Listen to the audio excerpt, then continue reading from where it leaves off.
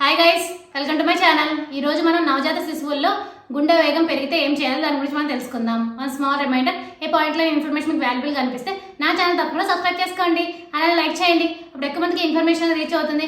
Me friends and ఫ్యామిలీకి share చేయండి, వాళ్ళు హెల్త్ ఇన్ఫర్మేషన్ తెలుసుకుంటారు. ఇంకా లేట్ అయినా మన టాపిక్లోకి వెళ్ళిపోదాం.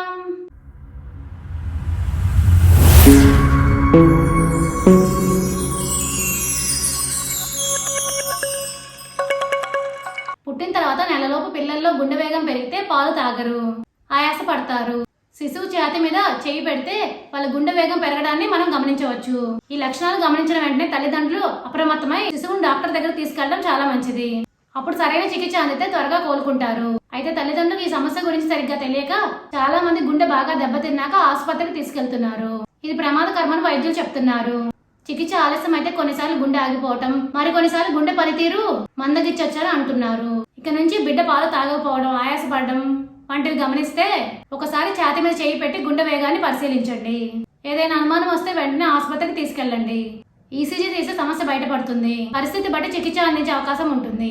ఇప్పుడు అర్థమైంది కదా మీ అందరికీ, నవజాత శిశువుల్లో గుండె వేగం ఎక్కువగా అనిపిస్తే వెంటనే వారిని హాస్పిటల్కి తీసుకెళ్ళడం చాలా ముఖ్యం. For more videos, please like, share, subscribe my channel. Thank you for watching my video.